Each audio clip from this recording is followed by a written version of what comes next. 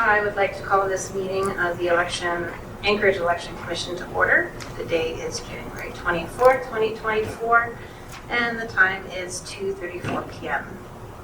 Madam Clerk, would you please call the roll? Member Torkelson? Here. Member Treadwell? Here. Member Lehman? Here. Member Trombley? Here. Madam Chair, you have a quorum. All right. Okay, we'll go on to our minutes of our previous meeting. Do I have a motion to approve the minutes of the Anchorage Election Commission meeting of October 25th, 2023? I move to approve these minutes. Second. Okay, Commissioner Lehman moved, and is that Commissioner Trombley seconded? I didn't see who seconded. Yes. Okay. Yeah.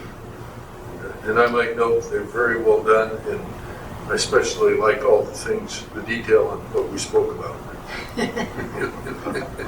Right. All right. All those in favor say aye. Aye. Aye. Hearing no objection, the motion carries. On to old business, and I have no old business to discuss. So number 5 is new business. Is there any new business to add to the agenda, Madam Clerk? Madam Chair, Yes. if we could have a short discussion about what happened at the Assembly on the legislation at this at some point under new business after A and B would be great. Sure. Okay, I'll open it for discussion. I had suggested that as item C for new business. Oh, gotcha. All right. So the first order of new business is to elect a chair and vice chair. Madam Clerk, would you start the discussion, please? Sure. So the code prescribes that in January of every year, the commission gets together and elects a chair and a vice chair. And so that is why we're here today. So I will take nominations from the floor for the chair. Madam Chair, I nominate Lisa Torkelson as the chair. A second. Ms. Torkelson, would you accept the nomination? I will accept the nomination. Are there any other nominations from the floor? There are no other nominations from the floor. Is there any objection to Ms. Torkelson serving as chair? I am seeing nodding of heads. There is no objection. So the next one is vice chair, and so I'll open the nominations. I'd like to nominate Lauren Lehman for vice chair.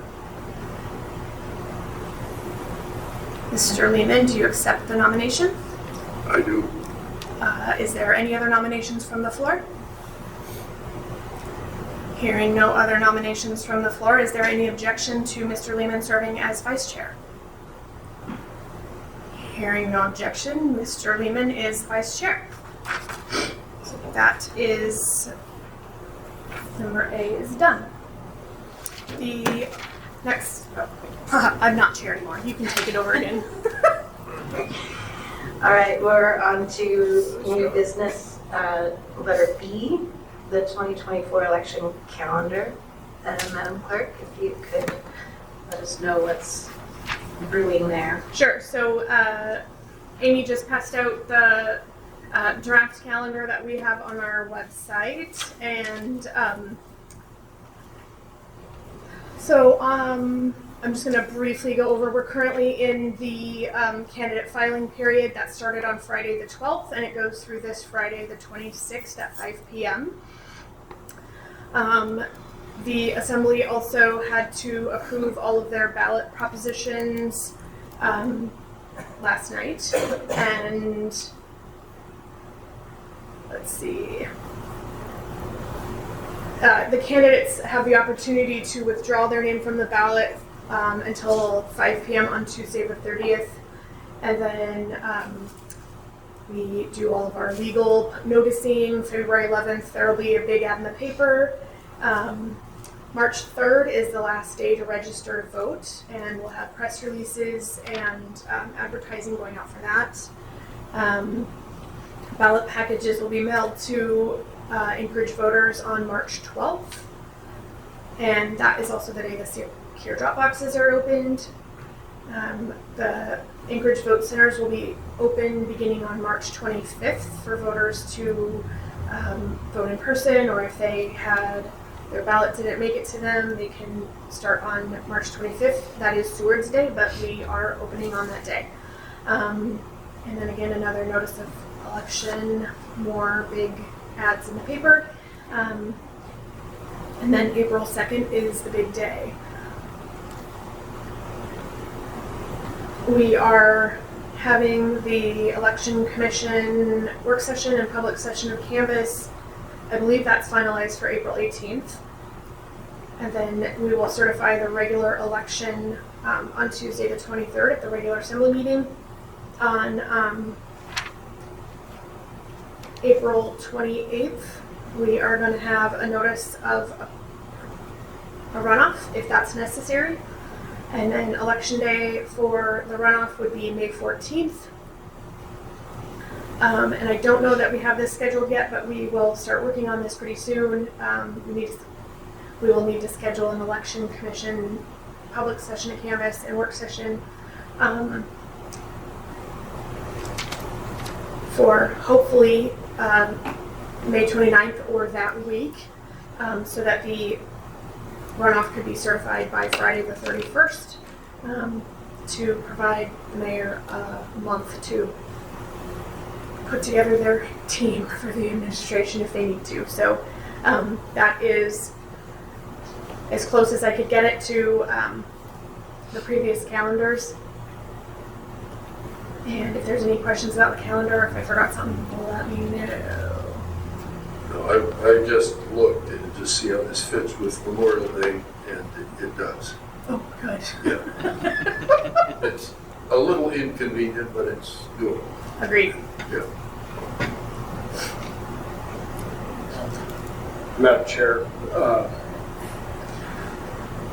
I've got I believe I have a conflict on the 18th, which I will I'll have to cancel that one. But is there any chance of doing that canvassing meeting any earlier? Earlier in the day or earlier in the week? Week. Yeah, I think we can look at that. If it's at all possible to do it on that Monday or Tuesday, for me that would be better. Okay. So, looking at the 16th? Yeah. Theoretically supposed to be in New York on the morning of the 17th, but Okay. I can do it. And I've done that before. I seem to recall that somebody shoot me out for having read on that night. Got it. Amanda Darden. Yeah. Does the 15th or the 16th work for everyone else?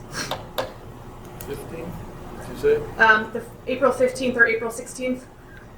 Just because this is the last day that ballots can be cured or received, I would prefer the 16th, just because it's 24 more hours, one more day to check the mail and all that. But if somebody else had a conflict, the 15th could work as well. I would prefer the 16th, but if for me, well, yeah. If Madam Chair, there's a chance we could do it earlier in the day on the 16th. Okay. That would help. And I apologize for this, but it's a commitment that I got on. The 16th works better for me. I would have to fly out on the 18th, so. Adam, do you have any conflicts on the 16th?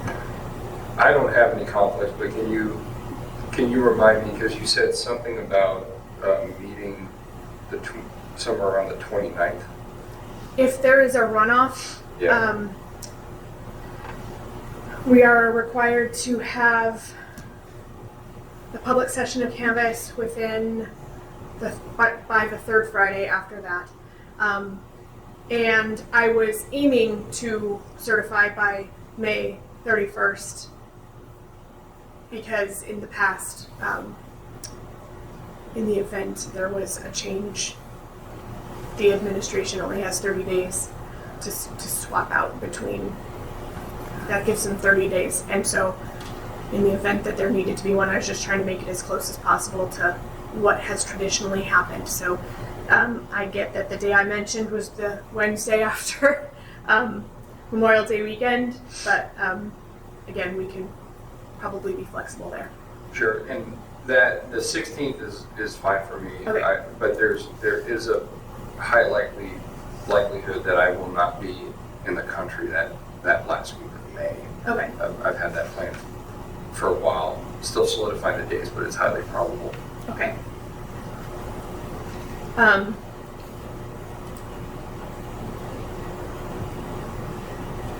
If there's no objection, we could still meet without you, because we still have a quorum present, if that's...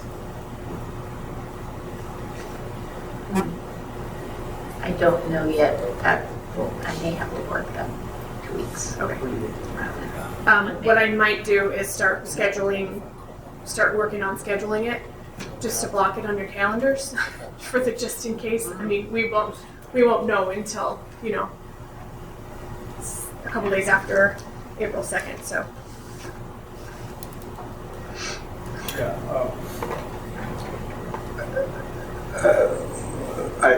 Madam Chair, I'll check my schedule in order to make a flight that gets in the morning. I would need to leave by 1:45 or at the latest 8:40.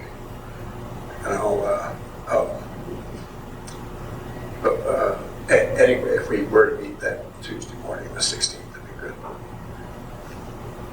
Okay, so you need to leave at 8:40 p.m. on the 16th at the latest? At the Or latest. 1:45 was the other option? Yeah. I mean, if it's all cut and dried, maybe after what the assembly did, it is all cut and dried, but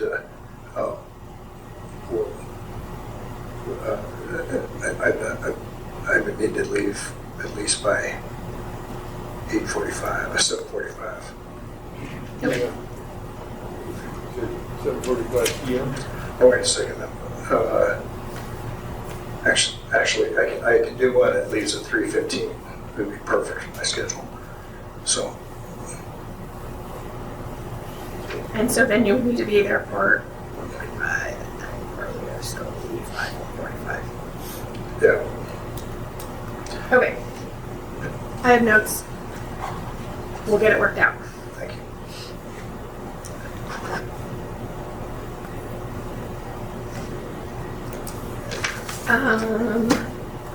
What I probably removed from this calendar because there weren't enough lines is when is logic and accuracy testing?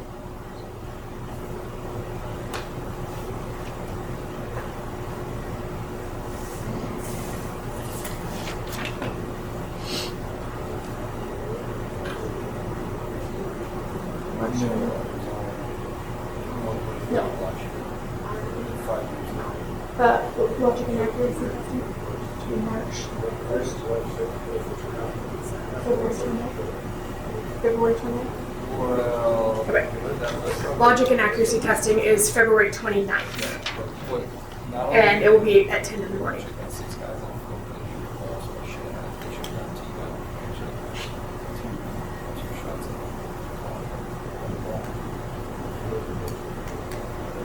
You said 10 a.m. Yeah. Correct. That's what I'm saying.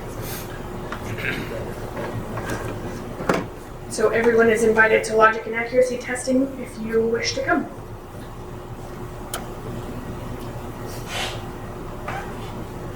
29th? Yeah, February 29th at 10 a.m. is logic and accuracy testing.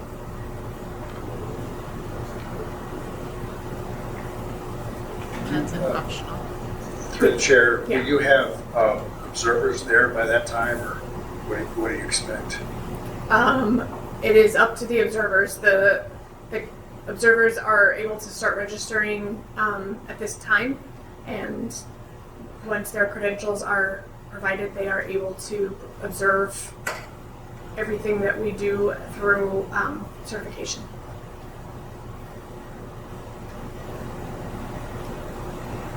Ten a.m. Correct. And you don't have to be a registered observer to come observe. They can certainly come and stand on the Yellow Brick Road and watch us as well, and it's not a bad view from where all the logic and accuracy testing takes place.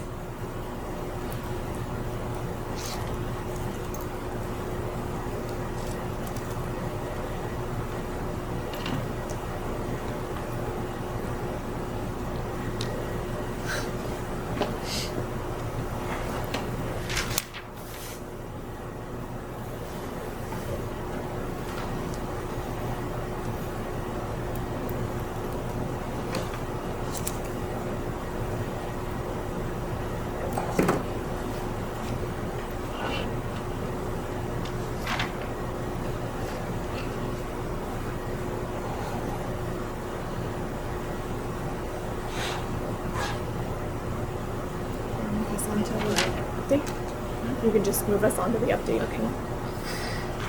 All right. Are there any other questions or comments about the calendar? Not. Hearing nothing, we'll move on to C. Commissioner Treadwell.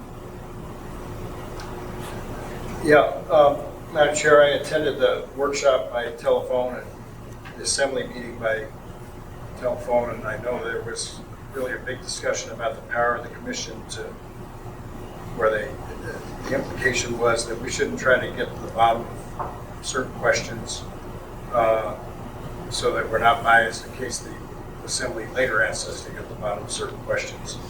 And we'd made the point, I think Commissioner Lehman and I had made the point in the workshop that sometimes getting to the bottom of a question when an observer challenges a ballot or a procedure just removes questions about the election, helps build trust.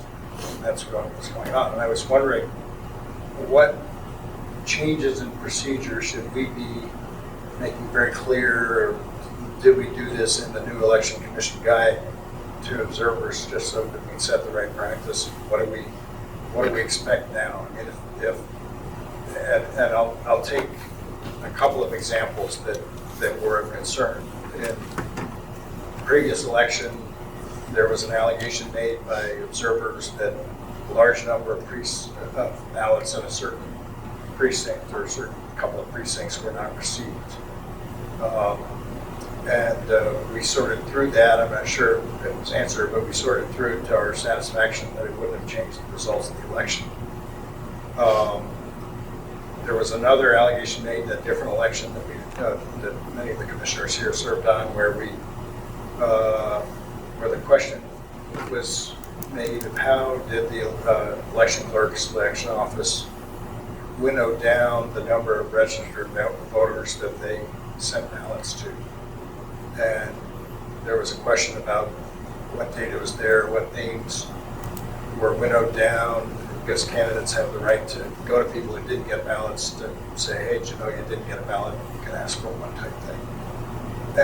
And we, again, brokered at this table a kind of what I thought at the time was a general solution. And so are we now not allowed to do that? Are we allowed to have that kind of discussion with observers? What I don't really understand what happened here, because, you know, on the one hand, the chairman of the assembly said that we did a good job because he sat here through that meeting. And on the other hand, you know, the question was, it seemed to make it harder for observers to raise questions. And, you know, in my mind, since 95% of the observers' questions we deal with, we get answers to in a meeting. And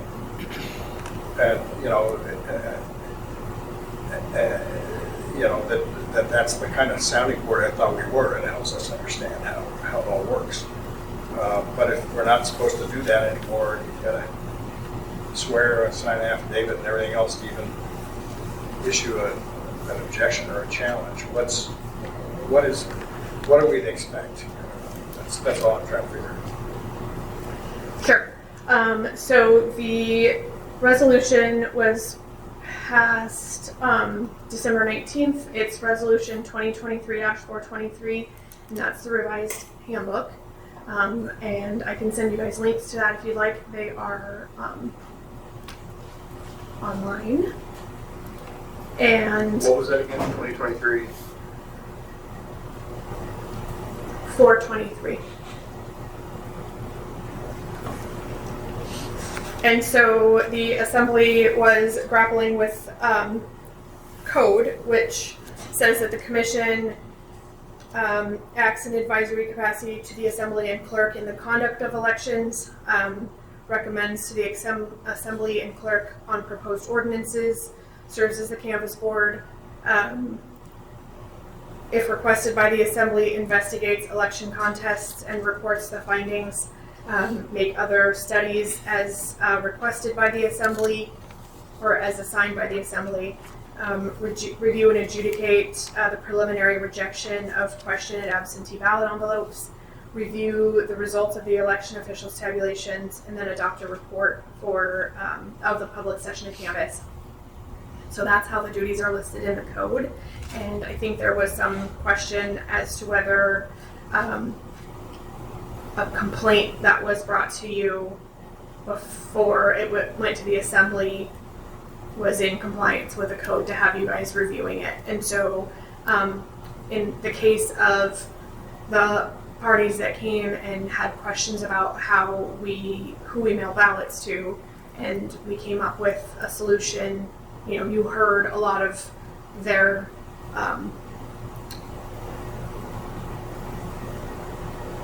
rationale, and then we had an extra meeting where we explained how we go through the information that the state gives us, and we had another work session of this body, and then that group then took a contest to the assembly, and had the assembly decided that that contest needed to be heard, the assembly then, you could have been jeopardized in investigating that because you had already heard some evidence. And so then the thought was that there may be some predetermined information, and the investigation, there could be a problem with the investigation is what the thought was. And so that is where the chair was at with it, and that's what the assembly adopted. And so I don't think that I was just peeking through the commission's guide, and I don't think that anything is going to change in the guide. It's like no count guidelines, and what your certification report is going to look like.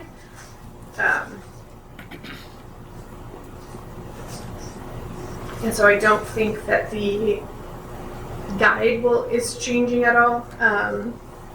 The clerk will still be collecting the suggestions and the complaints and the challenges that the observers submit, and we will be doing more to work with and try to explain to solve the issues. But then if they're not satisfied with my response, the next step for them would be to bring an election contest, and then the assembly would decide whether or not to have that investigated. So that's my understanding of. So, through the chair, to the clerk,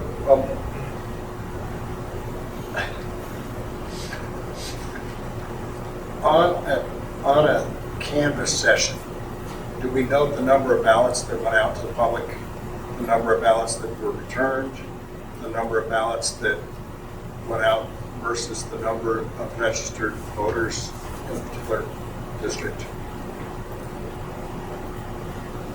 I'm just going to look it up real quick.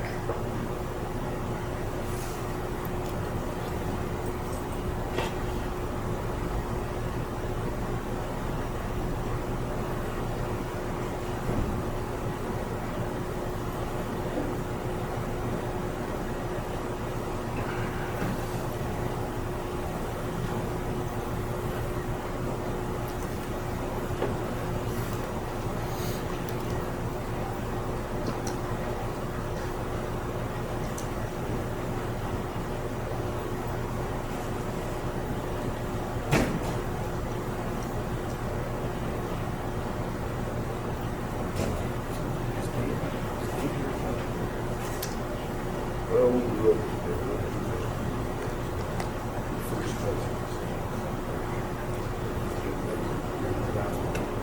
Oh, right, this is this way.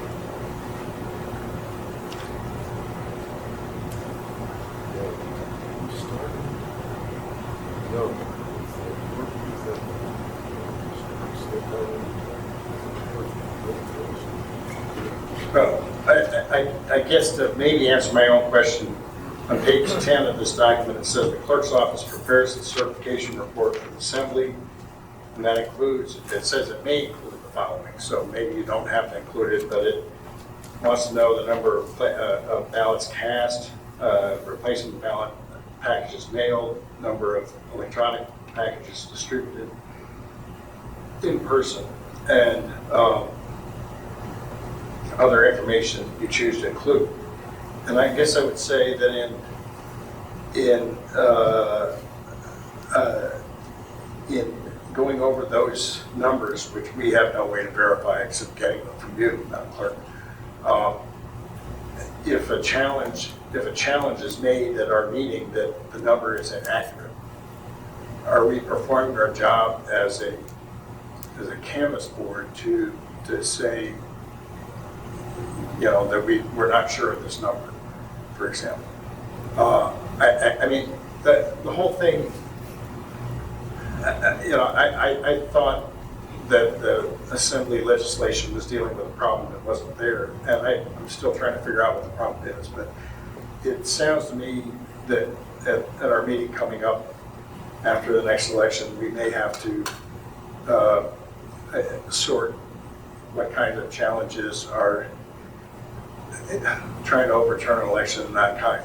The very first time I was ever involved in an election contest was 1978. And we noticed that half the absentee ballots in the state had been accepted with, or a large number had been accepted with one signature when there were supposed to be two. And a large group was not accepted because they only had one. And so I challenged that as an observer. And so the state opened up all of them. And then later I learned that I could not challenge the election because they'd done what I asked them to do. And so maybe, you know, but on the other hand, I'm sure that people's ballots, you know, that the ballots that were open were legit. I mean, we would have asked them to be open if we didn't think they were legit. Because they all had been done at an absentee polling station, actually. So the question I have for you is, do you plan to have legal assistance to decide if a challenge is that? And should we give guidance to observers? Okay, if you want to change the count, or if you think we need to change the count for some reason, that's what you ought to tell us about. If you're trying to overturn the election, go down the hall of the assembly after we certify.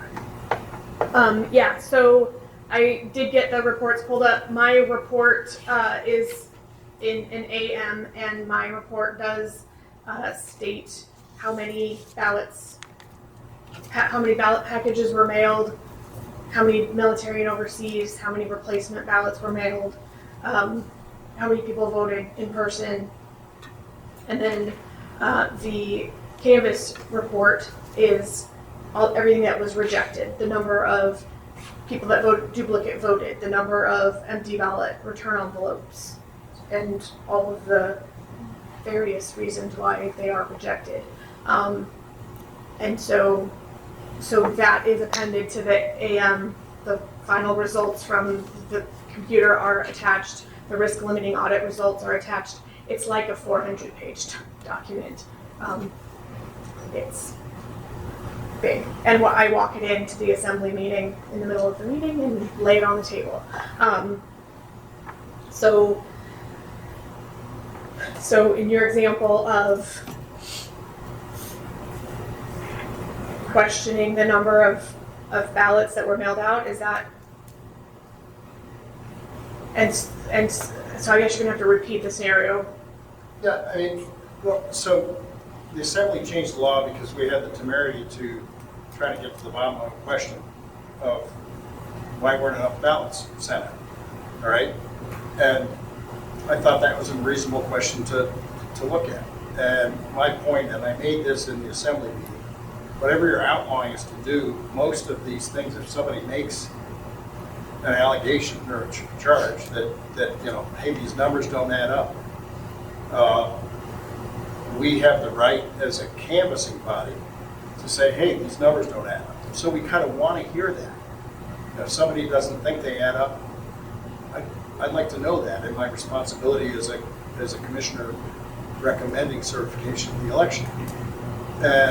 And so, in a way, I shouldn't be worried about it if it's tied to the canvas. If somebody's saying that the election should be overturned because,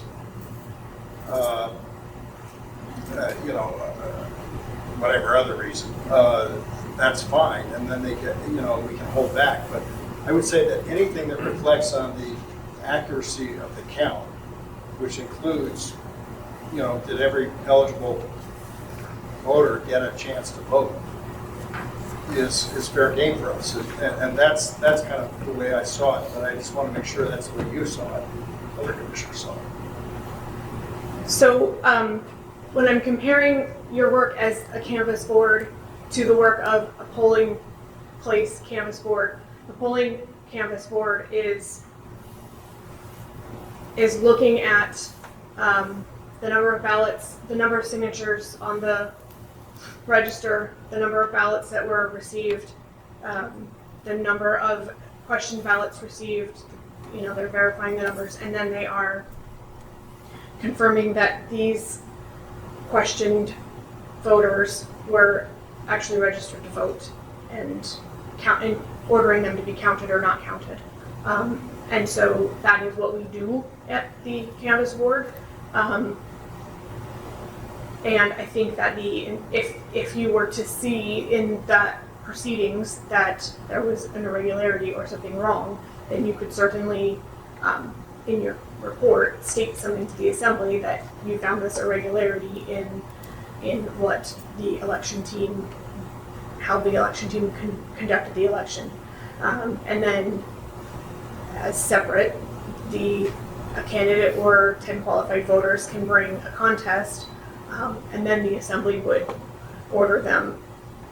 The charter says that the assembly is the judge of the election, and so you get to see these, and the assembly, and there's a contest proceedings and appeal proceedings, and it's just my understanding that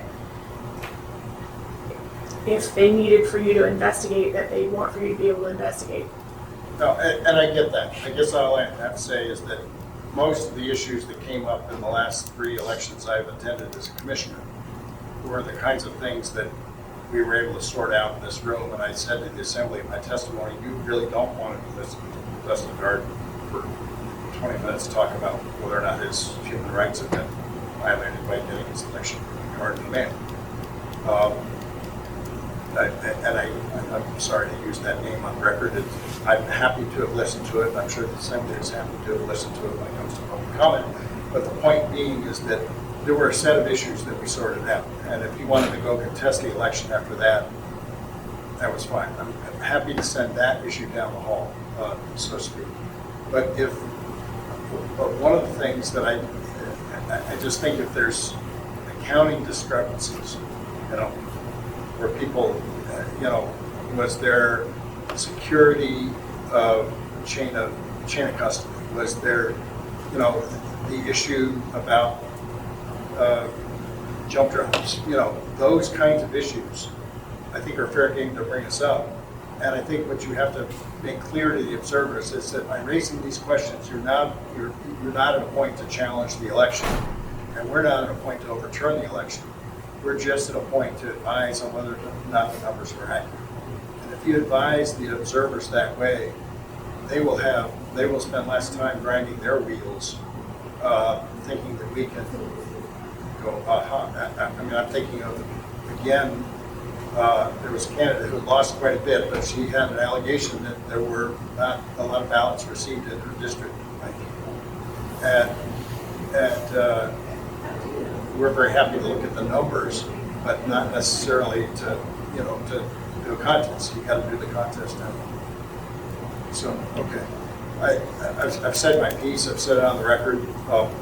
Sorry to take your time, but it was somewhat mystifying to me, and I'm still not exactly sure what the definition is. I understand what it is to be like a special master to do evidentiary research in a case, in a contest, but I can tell you that a large part of our work here is to help you maintain public trust in this by being a sound. That's all. Sure. So, Thanks.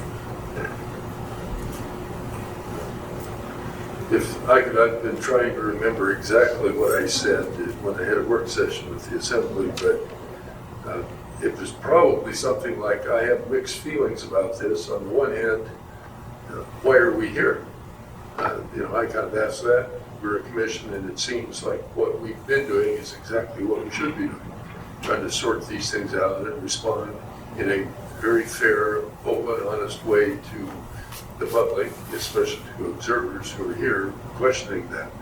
But on the other hand, if the Assembly wants to take some of these things on, I say go for it. You take the time to listen to it, and on that hand, it's a relief. But I think time will tell, and probably will temper what they did, and they'll probably come back and change it some. But my advice would be, we ought to continue along what we've done, and if it gets to a point where it looks like somebody's trying to change the election, then we can say, hey, go for it, but you need to go to another body to do that. Sure. Yeah. So the other thing I wanted to bring up is the ordinance itself. I remember Mr. Treble asking at the end of 22, the ordinance was amended slightly in a way that you guys hadn't seen, and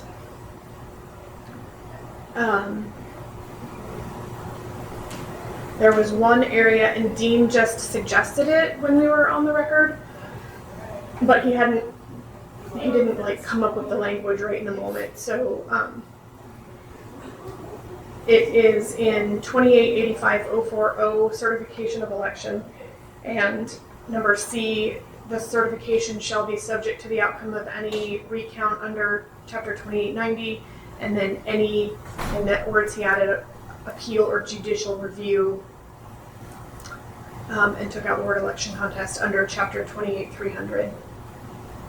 And then certification of the election is not subject to an assembly motion to reconsider. So that is the one change that Dean mentioned on the record that they did put into the ordinance. So Yeah, thank you. I think the one that I don't remember being discussed with us had to do with you becoming your own IT department and not being part of city IT, and not to mix it up with the most recent issue there. But was that discussed with us? Do you know?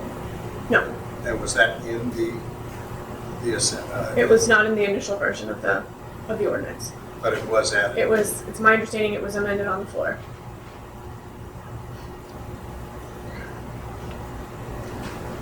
Madam Chair, I would just say standing request, because we are supposed to advise the Assembly on these issues.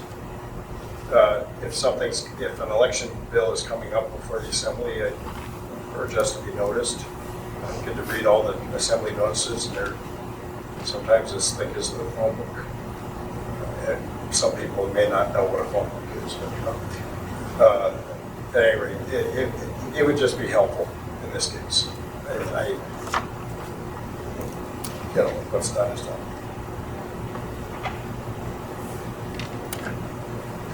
I would just say that you did review the ordinance, the bulk of it. It was that floor amendment was made the night of the meeting, so I don't know that the clerk's gonna be able to send you a text message that they're amending something on the floor. And I just didn't realize, we might have gone to speak for it or something.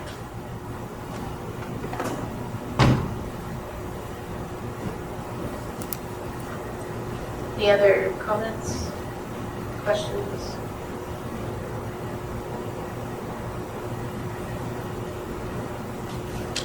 This isn't really an update on assembly legislation, but it's a little elections update. I wanted to introduce William Northrup. He's the election administrator now. He's been hanging out with us since the beginning of October. Correct. And I've been showing him the ropes on how to do all this, and Liz has as well. And so I'll give him a minute to introduce him and introduce himself and talk about his history. Yeah, so my name is William Northrup. A little bit about me is I have a background in political science, both an undergrad and master's. I have some experience on campaigns, and I came to Alaska from Vermont via law school, and I worked for a Superior Court judge for 2 years, was recently with the Public Defender Agency, and now I'm here. Were you at Vermont Law School or UVM? I went to UVM for my undergrad, and I went to Vermont Law for my law degree, yes. A good friend of mine, his father was the first dean at school. I think the one nice thing about the Vermont Law School is that there's what we call a pipeline of law school students that come to Alaska, just because Alaska doesn't have a law school, and we're typically geared for the weather being dark and cold half the year, so. Welcome. Thank you.